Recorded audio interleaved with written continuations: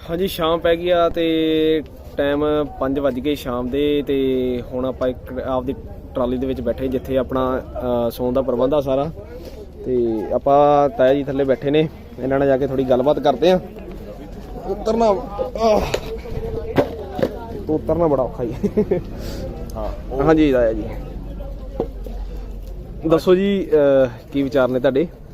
अज जिथे असीं बैठे अज उत्थे शाहजहांपुर बॉर्डर बहुत सोहना मतलब कि माहौल आ, पर अज आपां गल माहौल दी नहीं करनी, उस नीतियां दी करनी है या अपनी दिख दी करनी है कि किन्नी क डूंगा दिख हैगा साडा, किन्नी दूर तक असीं देख सकते हैं। क्योंकि जिस बंदे नाल जां जिस विचारधारा नाल साडा एक सीधा टाकरा हो रहा है, वो धिर थोड़ी जी विचारक तौर पर मतलब कि बहुत ही अपने आप नूं डूंगी और बहुत दूर की सोचती है। वो दूर की निगाह जिथे तक जाती है वो वेखनी है। मतलब ये है कि अज वेखांगे 4 धिर है सरकार दियां जिहड़ियां 4 धिर हैं, उहदे विच सरकार आप है, उहदी अफसरशाही है। फिर उस तो बाद वो बंदे जिन्ना करके सरकार काम कर रही है, यानी कि वो व्यापारी बंदा, ते फिर उहदे वास्ते जिहड़ा तीजा धर चौथा धर है मीडिया, जो अपने काम कर रहा। अज इधर नूं अज इन्हां नाल मतलब कि बड़ी बरतांत होया सी। असीं गल करदे हां भी एक आउंदा भी आ रवि अपना बैठा है, इन्हें गल्लां भी कीतियां कि एक जिहड़े मीडिया वाले आउंदे सी वो धिर ते ये खैर गल करनगे, मैं करदा। किसान दी किन्नी क धिर है? किसान दी मैनूं जिੱਥੋਂ तक लगदियां 2 धिरां लगदियां इत्थे।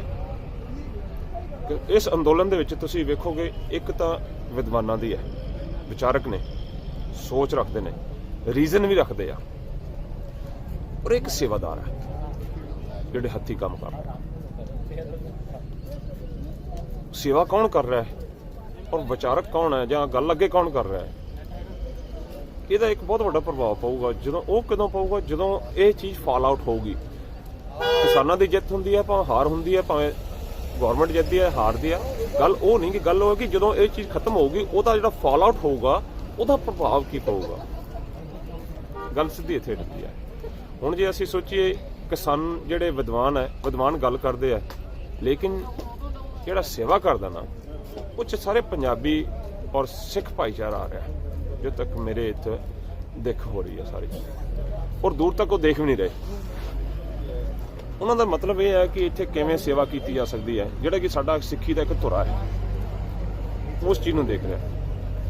हुण गल दूसरे बन्ने भी लाउणी पऊगी, एक सिख नूं जिहड़ा कि इत्थे आपदे हकां वास्ते सब तो पहला खड़का के आया सी, उस खड़का तो बाद ही दूसरे किसान जागे, सारा भारत जागा, सारी दुनिया जागी है, और ये सारे ही इस गल नूं जानते हैं कि उन्होंने आपदे गले विच लैण दी कोशिश की। उन्होंने मतलब कि जिन्हों कहते हैं कि साफा पा के एक धूण की कोशिश की, उदों ये पंजाबी उठिया, और पंजाबी जदों उठिया उस तो बाद सारी किसान जो जथेबंदियां जिन्होंने बहुत पहला विचारक बड़ा ही उन्होंने युद्ध लड़े ने, पर वो कामयाब नहीं होए। पर यह कामयाब होकर क्यों रहूगा?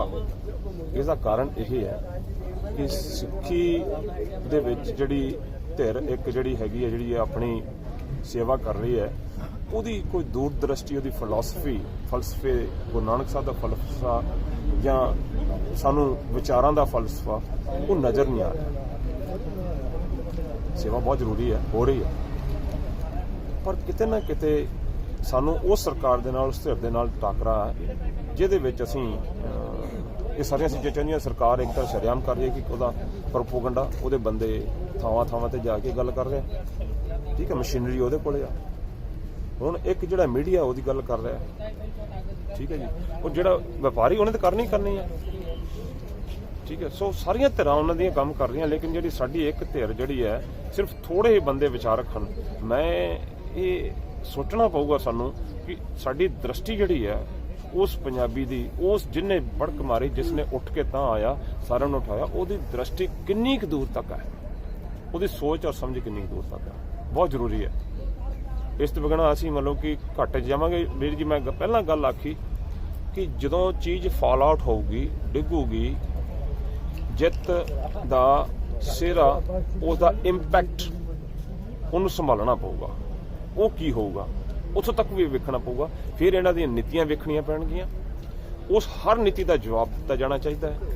ਹਰ ਸੋਚ ਦਾ ਜਿੱਦਣ ਵੀ ਕੋਈ ਸਟੇਟਮੈਂਟ ਆਉਂਦੀ ਹੈ ਗੌਰਮੈਂਟ ਵੱਲੋਂ, ਵਪਾਰੀ ਵੱਲੋਂ, ਜਾਂ ਕਹਿ ਲਓ ਕਿ ਉਹਨਾਂ ਦੇ ਦੂਸਰੇ ਧਿਰ ਜਿਹੜੇ ਕੰਮ ਕਰ ਰਹੇ ਉਹਨਾਂ ਵੱਲੋਂ, ਜੇ ਕੋਈ ਸਟੇਟਮੈਂਟ ਆਉਂਦੀ ਹੈ ਉਸ ਸਟੇਟਮੈਂਟ ਦਾ ਹਰ ਤਰ੍ਹਾਂ ਦਾ ਜਵਾਬ ਦੇਣਾ ਚਾਹੀਦਾ ਹੈ। ਸਾਡੇ ਕਿਸਾਨ ਸੰਯੁਕਤ ਕਿਸਾਨ ਮੋਰਚੇ ਨੇ ਇਸ ਚੀਜ਼ ਦਾ ਬਹੁਤ ਵੱਡਾ ਉਪਰਾਲਾ ਕੀਤਾ, ਜਿਹੜਾ ਆਈਟੀ ਸੈੱਲ ਬਣਾਇਆ ਹੈ। ਔਰ ਇਹ ਸੈੱਲ ਹਰ ਇੱਕ ਬਾਰਡਰ ਦੇ ਉੱਤੇ ਜਿੱਥੇ ਵੀ ਧਰਨਾ ਲੱਗਿਆ ਹੋਣਾ ਜ਼ਰੂਰੀ ਹੈ, ਲਾਜ਼ਮੀ ਹੈ।